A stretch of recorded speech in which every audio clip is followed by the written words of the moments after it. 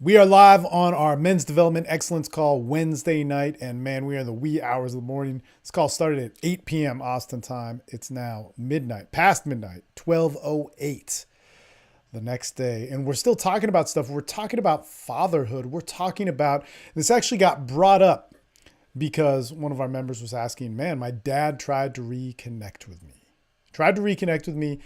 And we haven't talked for 2 years and we haven't been close in all of our relationship. How do I do this? And he was asking another member who is a father to sons who are in their mid-20s.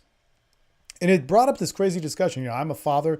I have two great sons who I'm in their lives, and I have two sons who I don't see, and we're entering into a point where I'm going to start talking to them and all those things. It's a very complex story. But see, the thing about fatherhood, or the thing about being a son, or that father-son dynamic, is whatever we say about it, it's an important one, and it's a fundamental one, and it never goes away. And there's a guy in our calls, and he's talking about this because there's a lot of experience. And this is why, I started these groups. This is because I need them just as much as you guys. But I need the real answer of men. I don't need an image. I don't need a front. I need what really goes on in what helps us. And one of these things that got brought up is we were talking about our biggest failures and our greatest moments in our lives. And these resonate with me as it did to one of the other guys on the call. And he said, my biggest failure in my life was my relationship with my son. I wasn't prepared. I didn't know what to do. I made a lot of mistakes. I always tried to give my best, but that wasn't good enough. And one of the greatest joys in my life is also being a father to my son. And to know the meaning of that, and to know all the fuck ups and the confusion and the things that I thought going into fatherhood of what they were meant to be or what they were supposed to be, and trying to carry them out and screwing up at it and not having people to talk to. And I wish I did. And that doesn't make excuses for things by any means. All the mistakes I made and all the mistakes I continue to make and so on are things that I want to be responsible for and own. But I wish we had a group to talk about it. And this guy was talking about it. He was talking about it so passionately. And he said, I think about this when I meet new people. I think about this in how I put myself out there as my identity as a man. He said, to be a father, and one of the things that I've failed at, but I try so hard at, is to be a guy that my sons can go to, come to me with anything, and know that I'm going to give you the best that I got. I'm going to give you the best version of myself whenever you need it, anytime you need it, and whenever you come to me. And he was saying, man, those are some hard shoes to fill. And those are some things that I fuck up all the time, or I've fucked up many times. But if I could keep it to being that simple, man, can I be here for you? Can I be honest for you? Can I give you what you need? Can I give you the best that I can deliver in the moment, which may not be good enough, but can I do that? Man, that makes fatherhood very easy. Again, it's not something that we can sum up. And that's why we have all these dialogues. That's why we have the Daily Awesome, because there's so much that we talk about here that's so important and so fundamental to being a man and going through guy stuff and building this dialogue, and why we say join our communities, join Austin Men's Development. That's how these guys all came in. If you want to step it up and become a member and talk to us on our calls and stuff like that, you can do that. Maybe make it very easy for you. To be that man is hard.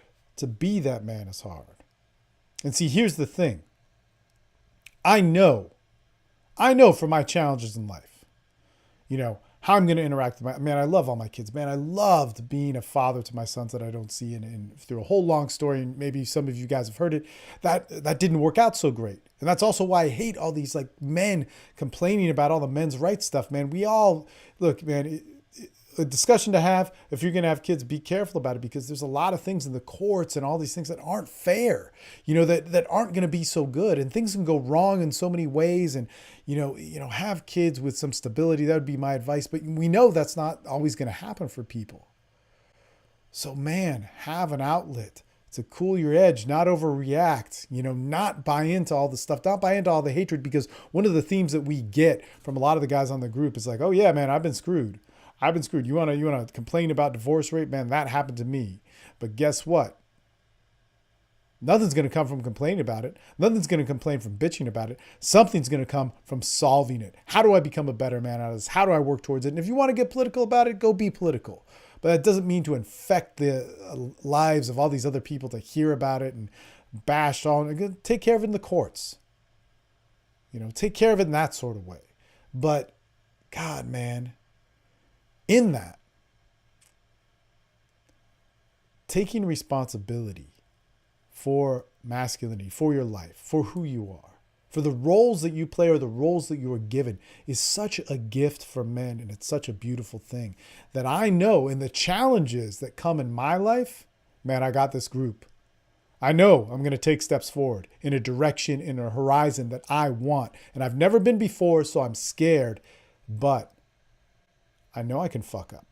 I know I can screw up, and I know I can get back to my best self. Why?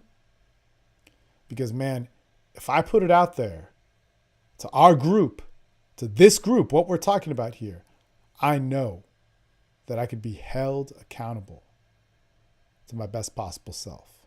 And I know that if I don't know how to be that man that can give you the best that I got right now, I'm around a whole bunch of other men who could help me see what that might be in my life right now. That's a fucking beautiful thing. That's a beautiful thing. There's so much that can be done right with our lives, with our bodies, our minds, our way we live, our lifestyle, our sex lives, our relationships, how we're a father, how we're a son. We don't have to get it wrong. And if we don't know what to do, we don't have to react, and we don't have to go into it blindly, and we don't have to take a big jump and a risk thinking that the mistake that we might make or the success that we might make may change our lives in this big dramatic way. We got support. We got this. There's power in that. There's beauty in that. And that's what I stand for. So, man, I'm going to get back to this call. I was really, really moved by it. Like I said, we're going into the wee hours, but this is what we do, man. This is what we do. How can I be held? It's the accountability of being my best self. How can I always be the man to give the best I got? So words to meditate on, especially for me.